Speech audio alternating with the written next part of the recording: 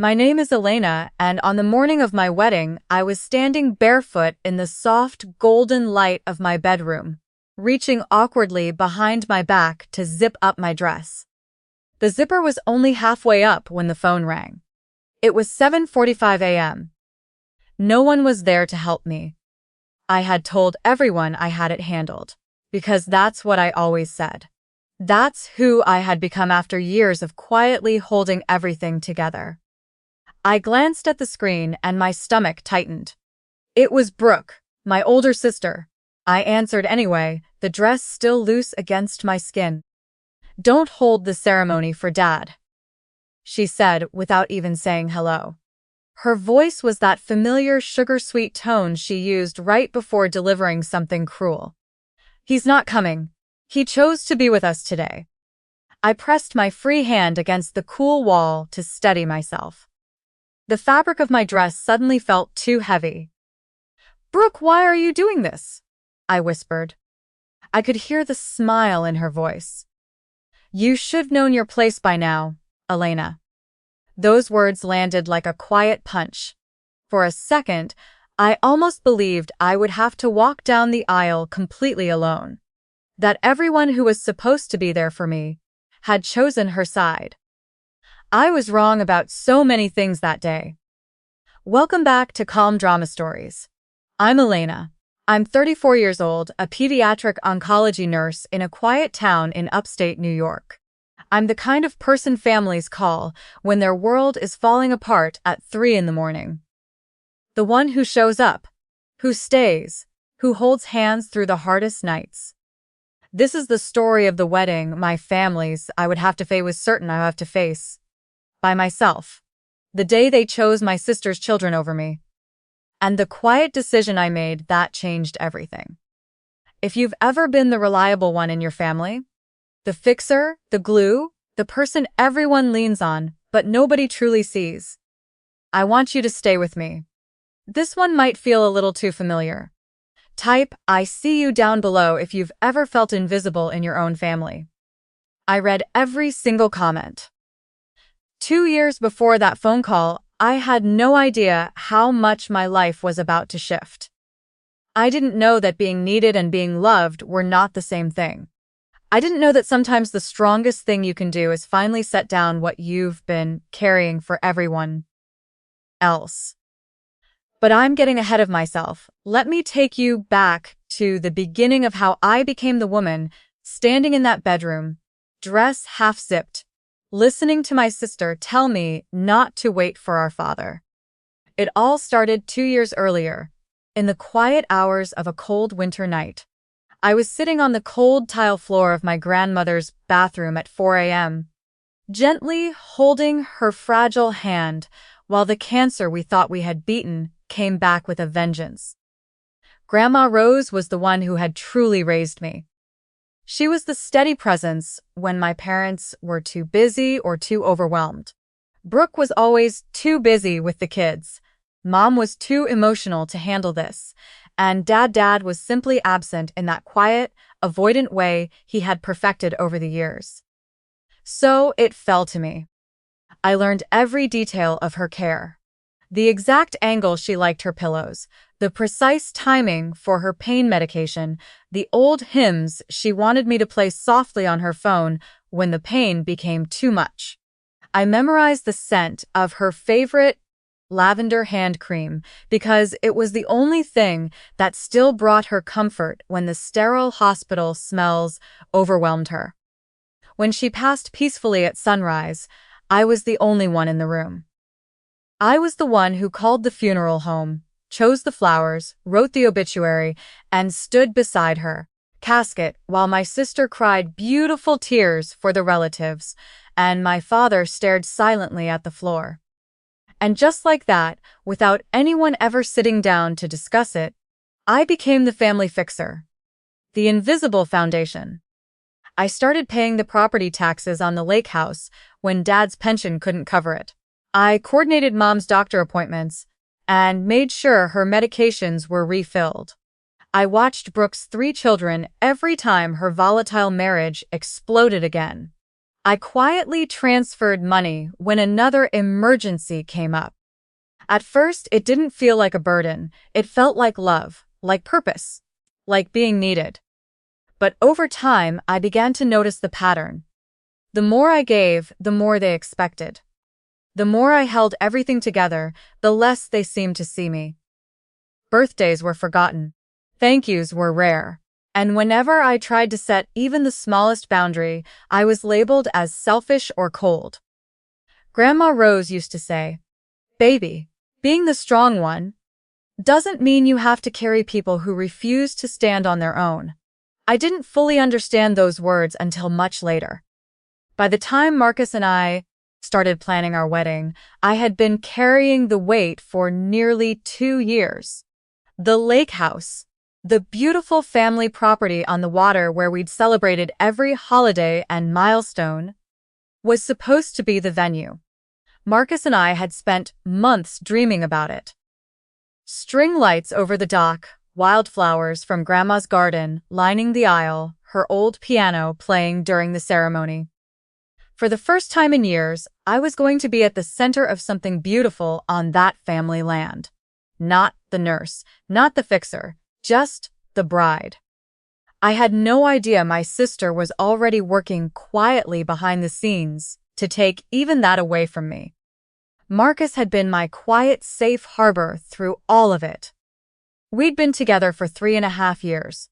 He was a high school woodshop teacher, the kind of man who built beautiful things with his hands and even more beautiful patience with his heart. He never told me I should stop helping my family.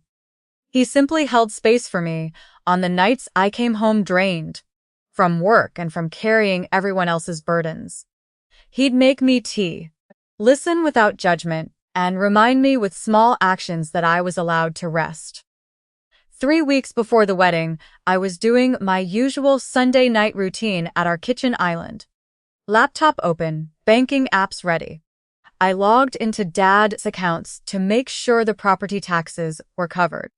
I transferred money to Brooke for what she called school activities and car repairs.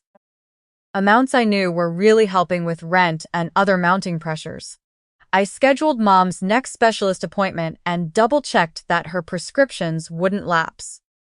Marcus stood in the doorway watching me, his arms crossed gently. "You know you don't have to keep doing this forever, right?" he said softly. I gave him the same tired smile I always did. "They need me, babe.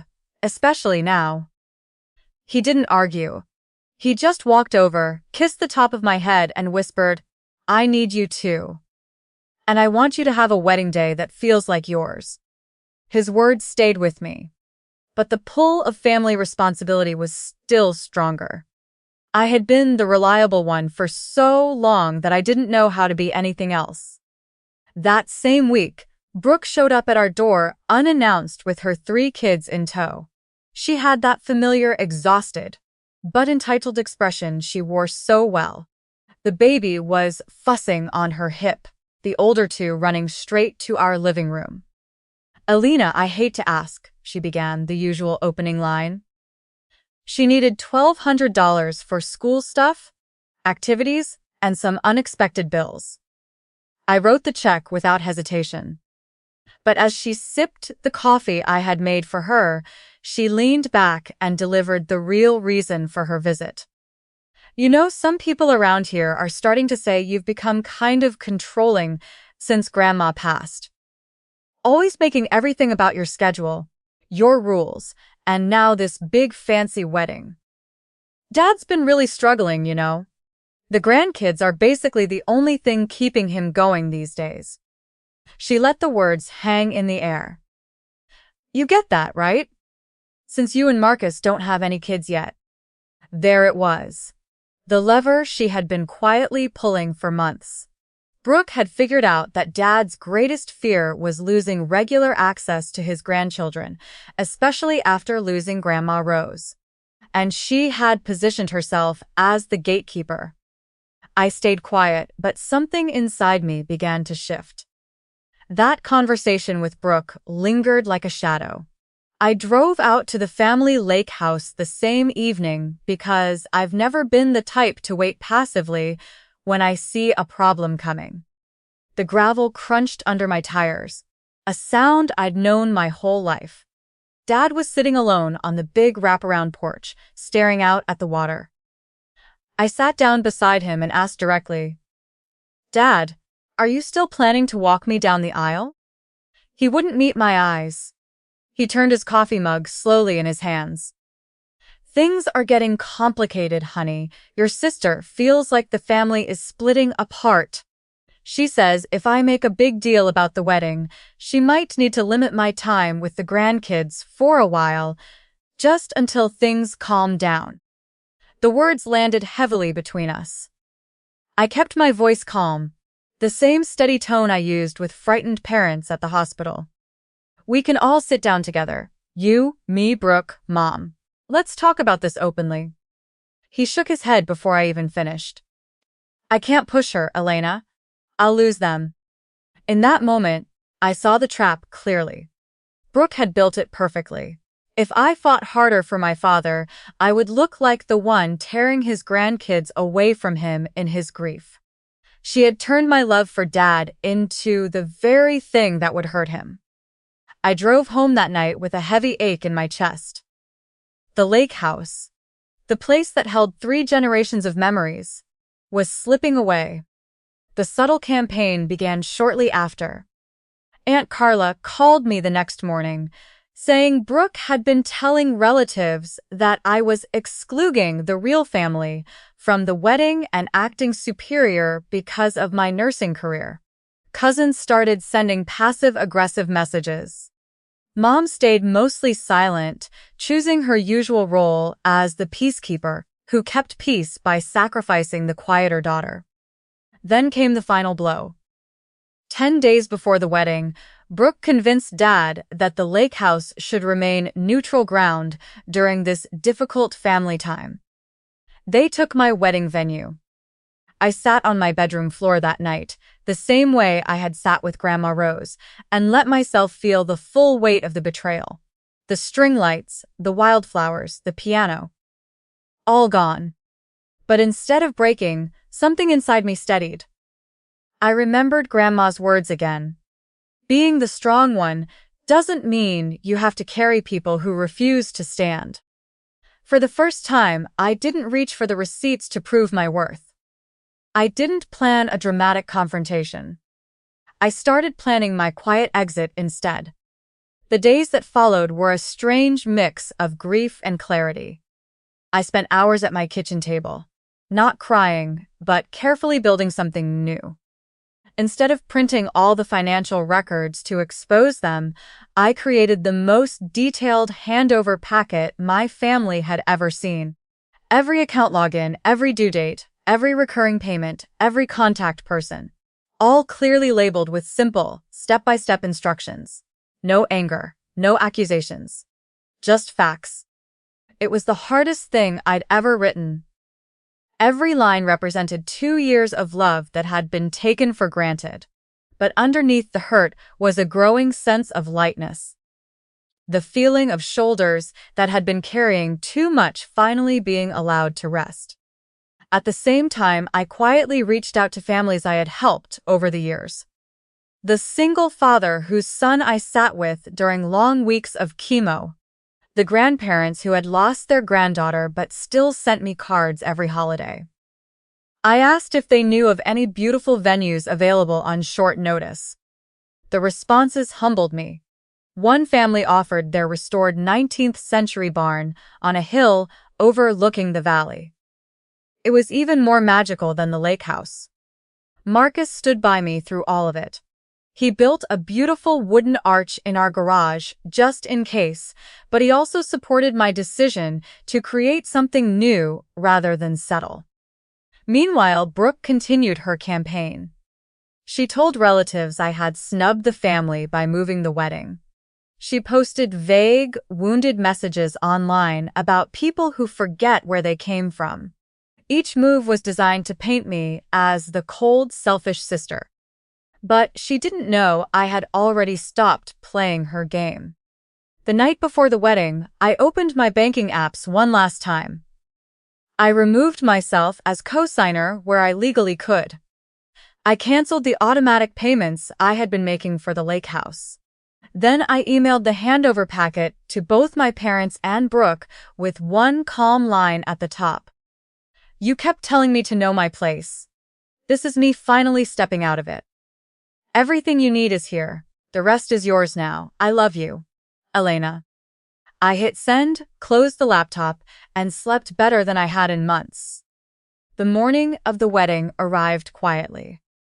I stood in the soft light of the bedroom again, this time zipping up the dress completely by myself. The fabric felt different now, lighter somehow. I looked in the mirror and whispered to the woman staring back at me, "You've got this." My phone rang at 7:45. Brooke's name lit up the screen. I answered calmly. "Don't wait for Dad," she said, her voice dripping with that familiar sweetness. "He chose us. You should have known your place." I took a slow breath. "I understand," I replied gently. "I hope today brings you the peace you're looking for." Then I hung up, no tears, no argument, just quiet finality. The venue, the beautiful old barn on the hill, was already glowing with string lights when I arrived. The families I had cared for over the years had come together to help decorate. Wildflowers lined the aisle. Marcus's handmade cedar arch stood proudly at the front. It was more beautiful than anything I had planned at the lake house. As I waited in the small side room, my mentor nurse, the woman who had trained me and become like a second mother, came in and offered me her arm. "You don't walk alone today," she said softly. When the barn doors finally opened, the space was full. Not with obligation, but with genuine love. Faces of patients' families, colleagues, friends, and people who had chosen to show up for me over the years. My heart swelled. For the first time in a long time, I felt truly seen. And then, just as we began walking down the aisle, the back doors of the barn opened again. Brooke stood there, framed in the morning light, her face frozen in shock. Dad was a few steps behind her, looking smaller and more lost than I had ever seen him. The entire barn went quiet. Brooke started to speak, her voice too loud for the sacred space. "This is ridiculous, Elena. You should have known your place." I stopped in the middle of the aisle, my mentor's arm still steady in mine, and looked at my sister across all those loving faces. I looked at Brooke calmly and said, "I finally do know my place, Brooke. It was never supposed to be underneath everyone else's weight. My place is right here, where people choose to stand with me, not because they have to, but because they want to." My voice didn't shake. It didn't need to. The truth was already standing all around us in that beautiful barn. Dad couldn't lift his head. He stared at the wooden floor, tears in his eyes. For the first time, he was seeing the cost of what they had taken for granted. Brooke opened her mouth again, but nothing came out. The narrative she had spent weeks building had crumbled, the moment the doors opened on a room full of people who genuinely loved me. I turned away from them, took Marcus's hands under that cedar arch, and we said our vows in a space that smelled of wildflowers, fresh wood, and new beginnings. When he kissed me, the entire barn rose to their feet in applause. It was the sound of being truly seen. In the weeks that followed, the handover packet did its quiet but powerful work. Dad had to learn how to manage the lake house and his own affairs for the first time in years. Brooke could no longer use the grandchildren as leverage quite so easily. The grandkids still saw their grandfather, but on healthier terms that didn't require sacrificing another daughter. I still help my family when it feels right and respectful, but I no longer carry them when they refuse to walk. I finally understood what Grandma Rose had been trying to teach me. Her lavender hand cream still sits on my dresser. Sometimes I open it just to remember her voice telling me I was allowed to choose myself. If you've ever been the one holding everything together while they told you to know your place, it's time to set it down. Look around you. The room you've been quietly building all along is already full of people who see you. You just had to stop staring at the empty chairs. Type, "I'm setting it down" in the comments if this story touched you. Share it with the woman in your life who needs permission to finally breathe. I'll see you in the next story. Until then, choose yourself, calmly, quietly, and completely.